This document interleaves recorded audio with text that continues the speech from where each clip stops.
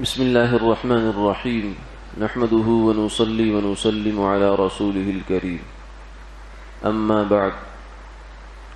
عن أبي سعيد الخدري رضي الله تعالى عنه قال بينما رسول الله صلى الله عليه وسلم يقسم قسما إذ أقبل رجل بوجهه فأكب عليه فطعنه رسول الله صلى الله عليه وسلم بعرجون فجرحه فقال رسول الله صلى الله عليه وسلم تعال فاستقب قال قد عفوت يا رسول الله صلى الله عليه وسلم. حضرت ابو سعید خدری رضی اللہ تعالی عنہ سے مروی ہے کہ رسول اللہ صلی اللہ علیہ وسلم ایک دفعہ کوئی چیز تقسیم فرما رہے تھے کہ ایک آدمی آگے بڑھ کر متوجہ ہوا اور اوپر جھک گیا. آپ صلی اللہ علیہ وسلم کے ہاتھ میں کھجور کی ٹہنی تھی تو آپ نے اس ٹہنی سے اس کو تھوڑا سا پیچھے کیا جس سے اس کو تھوڑی سی زخم یا خراش آ گئی. آپ نے فرمایا کہ آؤ بھائی اپنا بدلہ لے لو. اس نے عرض کیا کہ یا رسول اللہ میں نے معاف کیا.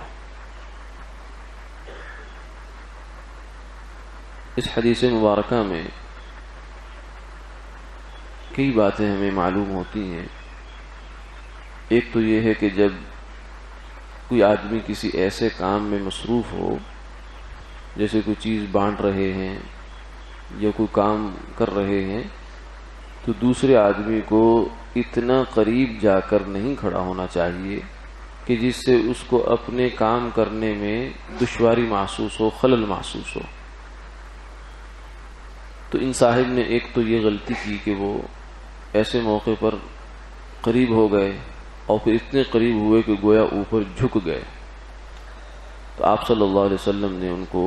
اس ٹہنی سے پیچھے فرمایا، لیکن اس کے نتیجے میں ان کو زخم لگ گیا. اگرچہ یہ بات درست تھی کہ غلطی چونکہ ان کی تھی کہ وہ ایسی جگہ پر سامنے آئے جہاں ان کو نہیں آنا چاہیے تھا اور اس حد تک آگے نہیں آنا چاہیے تھا، لیکن اس کے باوجود بھی رحمت للعالمین صلی اللہ علیہ وسلم سراپا شفقت آپ نے فرمایا کہ آؤ بھائی اپنا بدلہ لے لو. آپ نے گویا کہ اس کو یوں سمجھا کہ جیسے زیادتی اس جانب سے ہوئی ہے. تو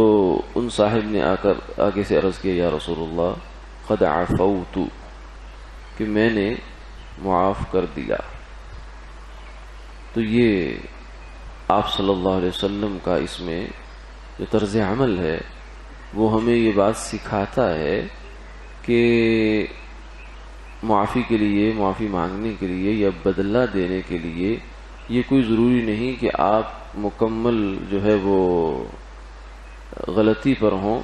بلکہ آپ حق پر ہوتے ہوئے بھی جبکہ غلطی دوسرے کی ہو، عالی اخلاق یہ ہیں کہ آدمی غلطی اپنی جانب منسوب کرے اور دوسرے کو پاک کرے. تو آپ صلی اللہ علیہ وسلم نے باوجود کہ اس کا حق نہیں تھا کہ اس کو اتنی عزت دی جاتی اور اس کو حق دیا جاتا، لیکن آپ نے پھر بھی اسے فرمایا کہ آؤ بھائی اپنا بدلہ لے لو. تو اس سے ہمیں یہ بات سیکھنی چاہیے کہ ہمیں بھی زندگی کے جو معاملات ہیں ان میں ہر وقت اپنے حق پر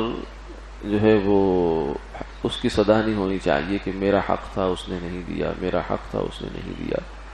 بلکہ زندگی کو اچھا کرنے کے لیے، آسودہ کرنے کے لیے، خوشحال کرنے کے لیے آدمی کو اپنے حق سے کچھ پیچھے ہٹنا پڑتا ہے.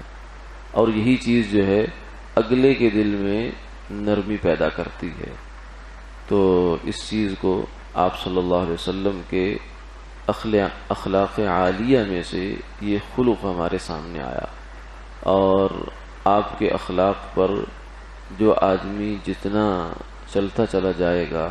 اللہ کے ہاں وہ اتنا ہی محبوب بنتا چلا جائے گا. تو چاہے غلطی کسی کی ہو معافی خود مانگنا، یہ انک لعلی خلق عظیم